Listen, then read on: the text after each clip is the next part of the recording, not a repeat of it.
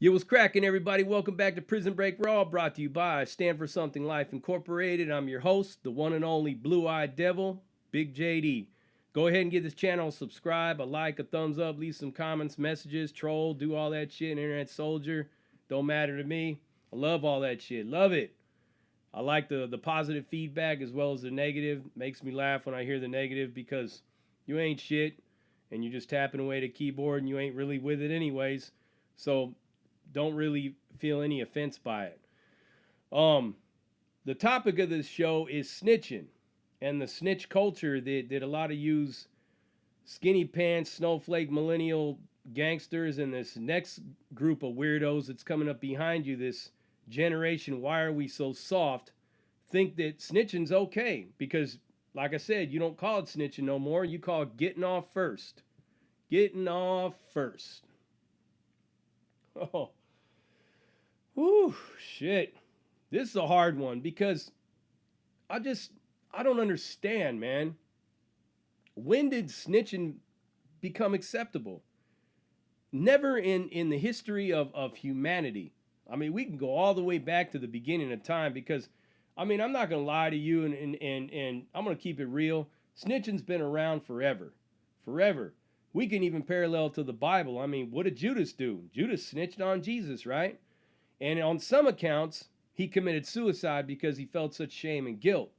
But there are some other stories out there that talk about how the apostles went and brought it to that motherfucker and beat his ass into the fucking ground and killed him. You got other famous notorious snitches throughout the times. How about Benedict Arnold? Snitched on George Washington and the gang. Now, if George Washington and the boys would have caught Benedict Arnold, they'd have strung him up by his ball sack. Snitch has been around forever, man. You got some notable mobster snitchers like Valachi or Jimmy the Weasel or Henry Hill. It's been around a long time. I'm not going to lie to you and tell you that it hasn't and there wasn't no snitching going on in my day. There's always been snitching.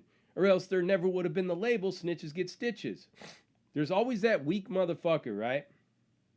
That just didn't learn that if you're going to play in this game, you're going to live this life, you need to suffer the consequences at some point in time. And you might as well hold your mud because it's not about bringing everybody else down because you fucked up. It's about holding yourself accountable and being responsible for your own actions.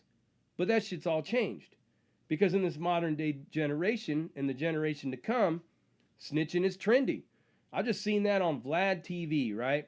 This DL Hewley was talking about how snitches get residuals and snitches get cut a deal with the prosecutor. It was in reference to Tekashi Snitch-Nine, you guys' as idol, and the one that you love so much, and he's the snitch of all snitches.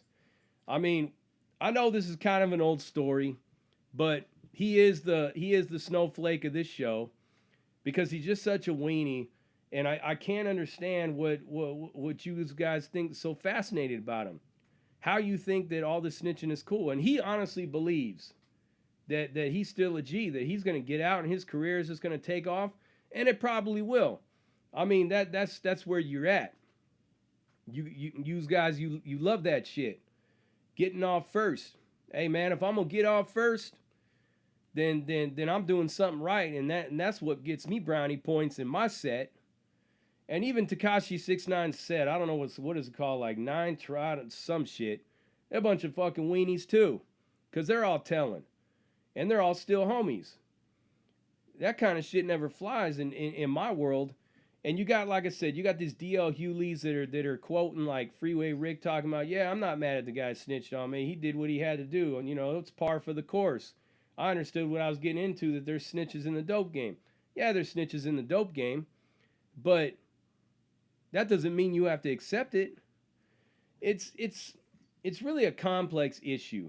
And the reason why I'm bringing it to your attention is I'm paralleling it to your potential prison visit or your inevitable prison visit, because that's where you're going to go. You living in this life, you're going to go to prison.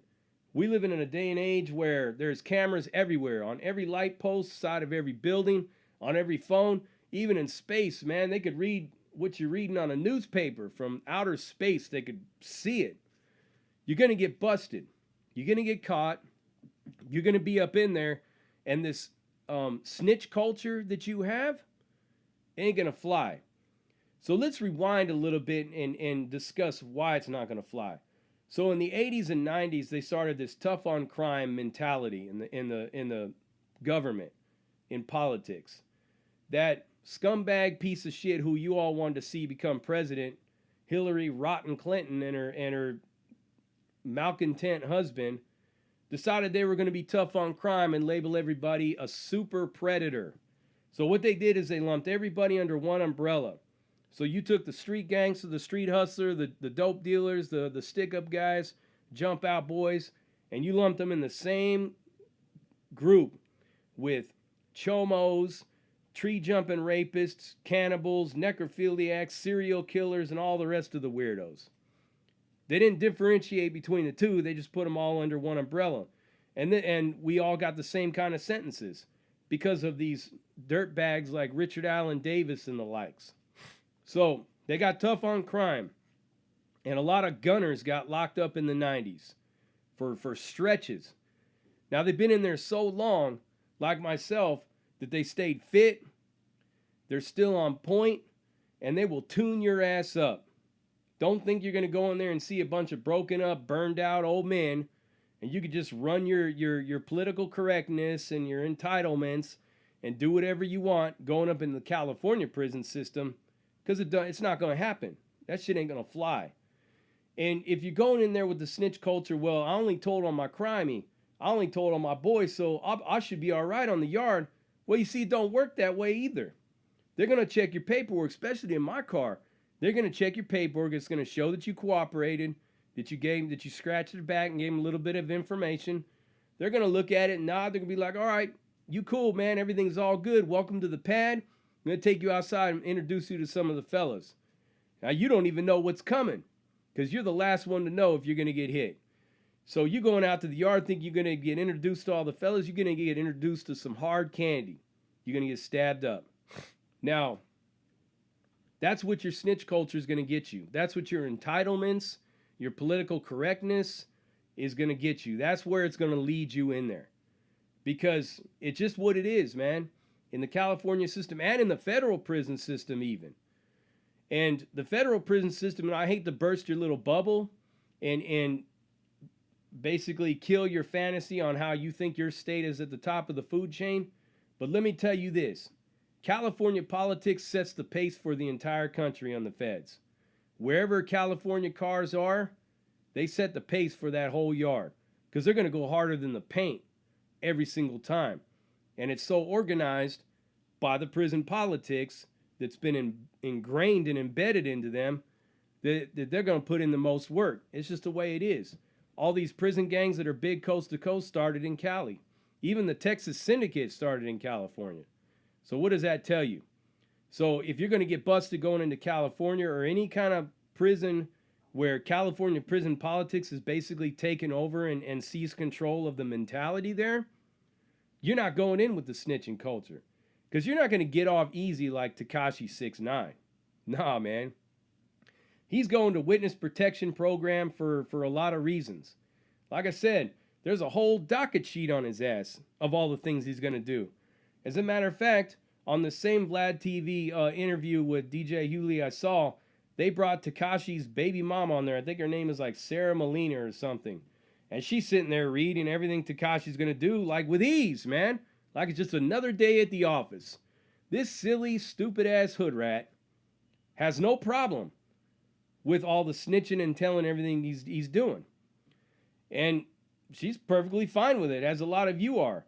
I mean, she was going through the list. He's going to be meeting with the ATF. He's going to be meeting with the FBI, the DEA, this, that. This motherfucker snitching is going to go so deep, he's probably going to tell him the truth about Roswell, New Mexico.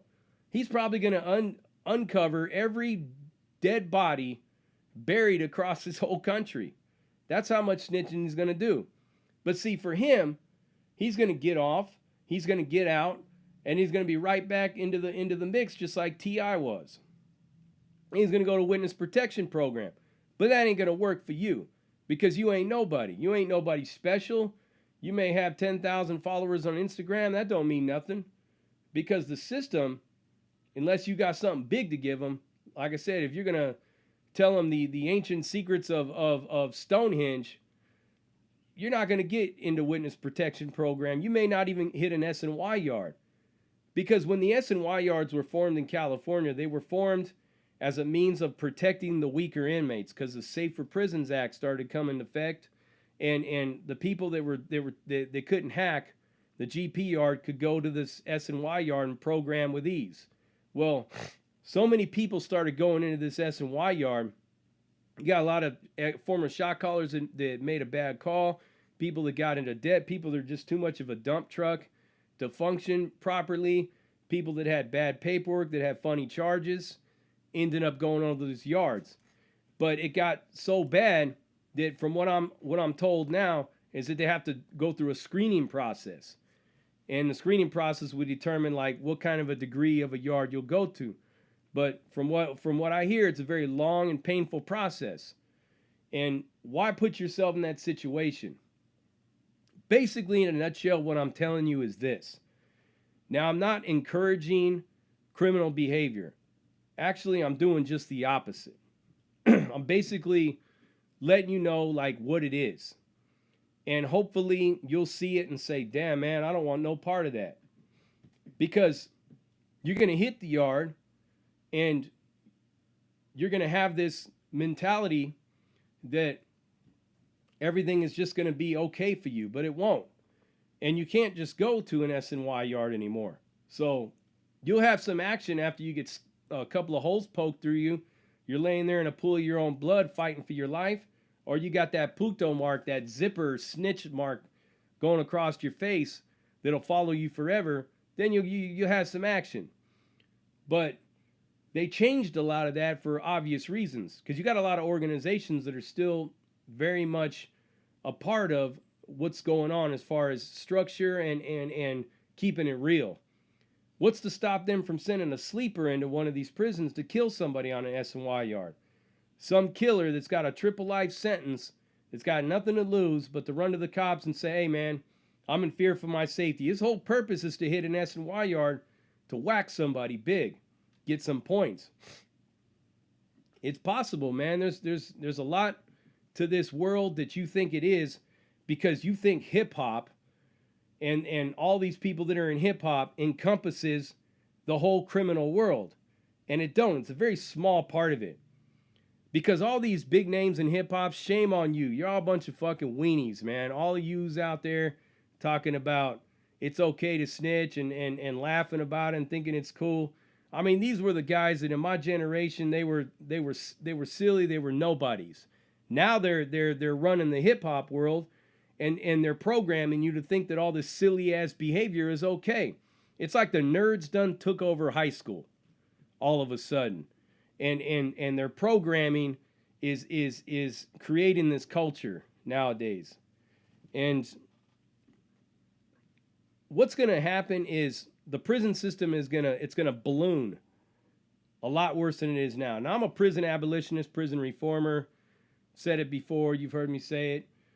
But my particular brand of prison reform and prison abolition is not popular to those that are up here on this pedestal, you know, put up there by Van Jones, Oprah Winfrey, and Kim Kardashian and all them. Their ideas, they have no solutions. All they have is just, let's let everybody out of prison. And that's a dangerous idea, man, to just let a whole bunch of people out into the streets that are totally unprepared to be out here.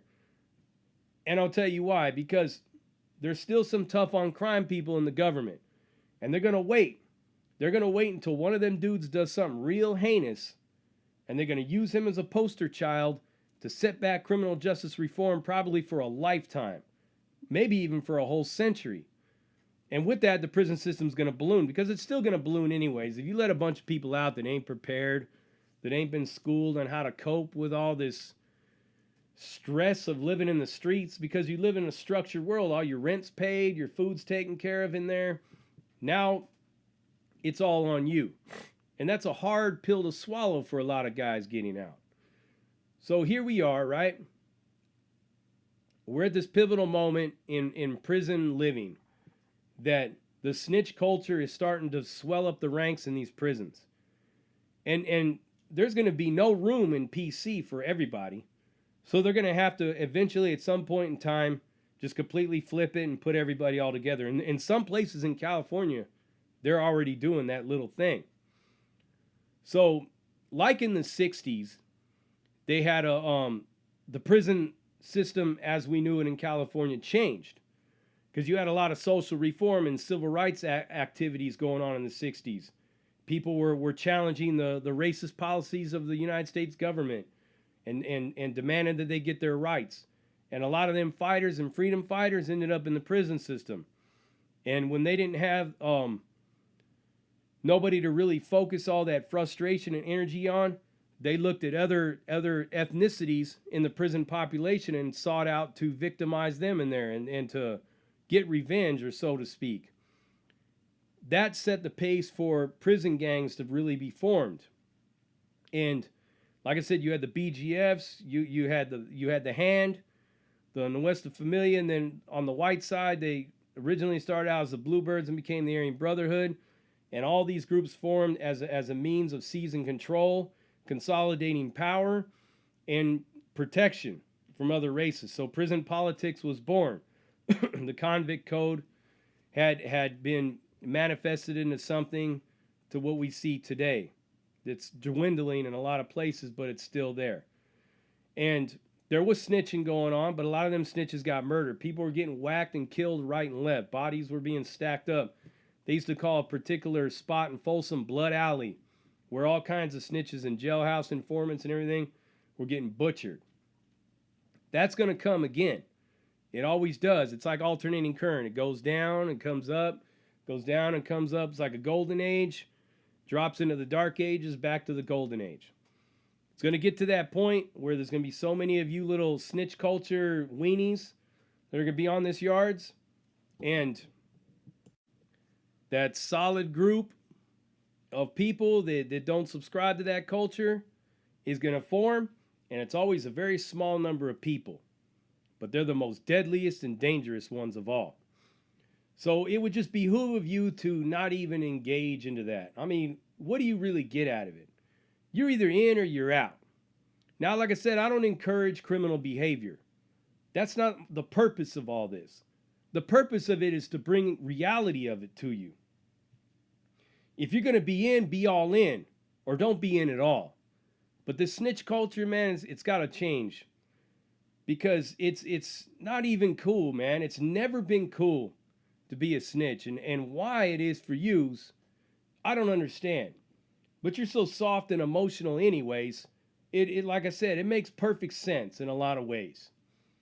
But what I would suggest would be to get out of that whole game. Like, stop looking at these hip-hop people as your role models, because they're all phonies, man. None of them are real. I don't care what they say, what they do. If you getting on there rapping about all the stuff that you did and everything like that, the real solid gangsters in the day, the hitmen, the hardcore killers, never talked about it. You'll never hear me talk about a lot of different stuff that I did. As much as I would want to entertain you with that, that's really none of your business what kind of work I put in. The people that know, that need to know all about it. And those that I've crossed paths with that had a chance to see it on the receiving end from me know it well as well. I don't have to sit here and break it down for you. It's not all about that, because my record speaks for itself.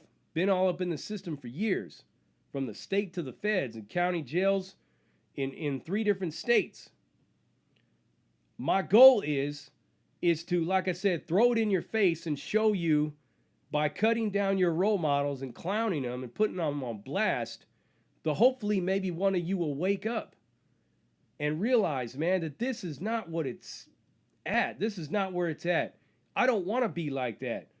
Maybe you'll think about this and say, I'm not going to end up in witness protection program, so I better just either get out of the game or stay solid.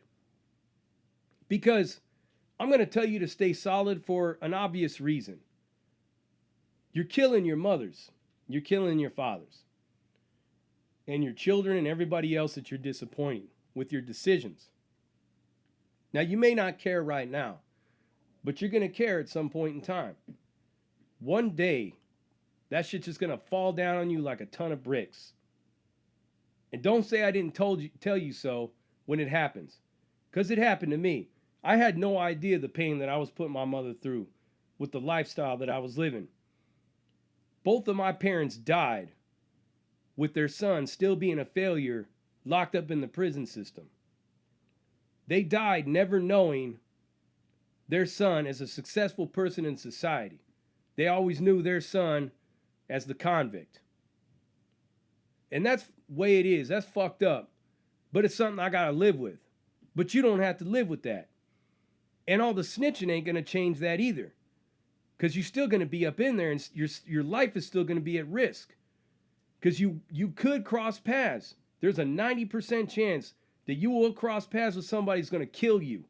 People still get killed in them places all the time. And a lot of time it's the snitches that are getting killed. Because they can't protect all of you. If your culture is saying that this is cool, there's going to be so many of you weaklings in there, so many of you that are going to be primed for the prey by the predators, that you're going to get hurt, man. And the thing of it is like, numbers don't mean shit. Because a lot of these prison gangs have functioned and have survived and have taken over whole prisons with just 5 dudes against thousands, hundreds in some cases, thousands. And they've seized control of these prisons and set the pace for everyone else to live. The example, you're living by this, you're going to pay this, you're going to do this, or you're going to get murked. It's just as simple as that. Don't think that you're going to swell up behind a whole number of weak people and they're going to protect you. Because look at what a snitch is, man. A snitch is somebody that's self-centered, that's looking to get themselves out of trouble at somebody else's expense. Do you honestly believe that those people are going to protect you in there? Miss me with that bullshit. They're not going to protect you. You're not going to protect them. You're basically all on your own. You may think that you're in this group, but somebody that you locked up, or somebody that knows that you're a snitch, or somebody just having a bad day because they got a triple life sentence and you're getting out in a week because you told on somebody, might cut your motherfucking head off and kick that shit down the tier.